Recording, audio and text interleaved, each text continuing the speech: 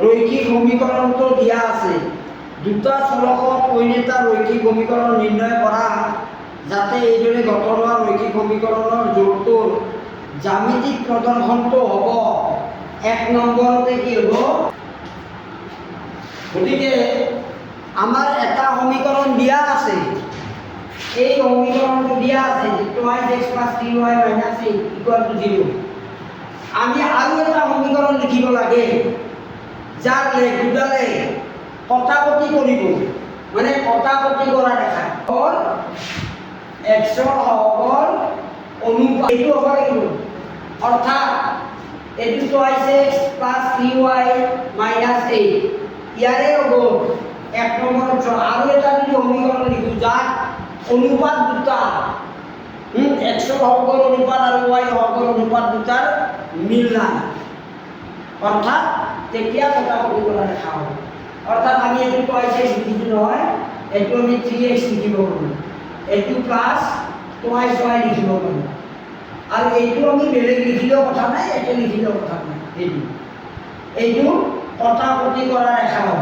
এয়া কাৰণ কিয় হ'ব চাবা এই সমীকৰণটো আৰু এই সমীকৰণটো এইটো ধৰা এক নম্বৰ এইটো ধৰা দুই নম্বৰ বাই 2 চোৱা 2/3 আৰু 3/2 একেটো নহয় গতিকে এটা a1/a2 is not equal to d1/d2 এইটো অর্থাৎ এই সমীকৰণটো আমি লিখিব পাৰোঁ বুজিলা সমীকৰণটোৰ পৰা পোৱা লেখডাল আন এডাল লেখৰ লগত সমান্তৰাল হ'ব লাগিব গতিকে সেই লেখডালৰ সমীকৰণটো কি হ'ব সেইটো চোৱা এতিয়া এক নম্বৰ সমীকৰণৰ পৰা হওক এটা যেটো পাইছো গতিকে অনুপাত দুটা যেটো সমান হ'ব লাগিব গতিকে তোমাৰ ইয়াত x ৰ 2 আছে হওক তুমি লিখা x ৰ 4 হওক লিখা 4x প্লাস 3 আছে তেনেহ'লে 3 × 6 6y মাইনাস এই অনুপাতটো সমান হ'ব নালাগে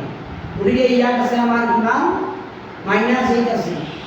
আমাৰ সমান্তৰাল হ'ব কাৰণ এই কন্ডিশনটো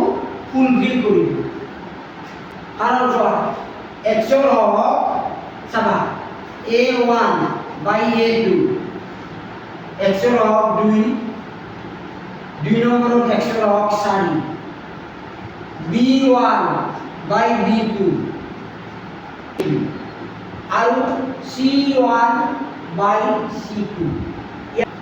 ইয়াত চোৱা এইটা তাৰমানে ইয়াতো হাফ তাৰমানে a1/a2 ইয়াত b1/b2 দুটা হাফ এইটো হৈ গৈছে এইটো সমান দুটা হাফ মানে সমান কিন্তু ইয়াত c1/c2 সমান নহয় চোৱা এইটো c1/c2 সমান নহয় তাৰমানে এই শৰ্তটো আমাৰ ফুলফিল হ'ব যদি এনেকুৱা ধৰণৰ অৰ্থাৎ 2 দুগুণ কৰিলো 4 3 দুগুণ কৰিলো 6 ইয়াত কিন্তু -8 যিটো আছে সেইটো নহয় বেলেগ লিখিব মাইনাস কাৰণ এই দুটা হে বেলেগ হ'ব এইখিনি অনুপাতটো একে হ'ব বুজিলা গতিকে এইটোৱে কি বুজাব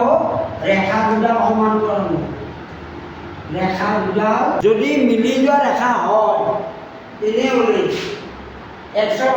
অনুপাত y হৰৰ অনুপাত আৰু ধ্ৰুৱক পদৰ অনুপাত সমান হ'ব লাগিব একে হ'ব অৰ্থাৎ এই দুটা সমীকৰণে এডাল ৰেখাকে বুজাব অৰ্থাৎ ৰেখা দুডাল মিলি যোৱা হ'ব a1/a2 = b1 তিনিওটা সহগৰ অনুপাতেই হাফ হৈছে তুমি এই সমীকৰণ লিখিব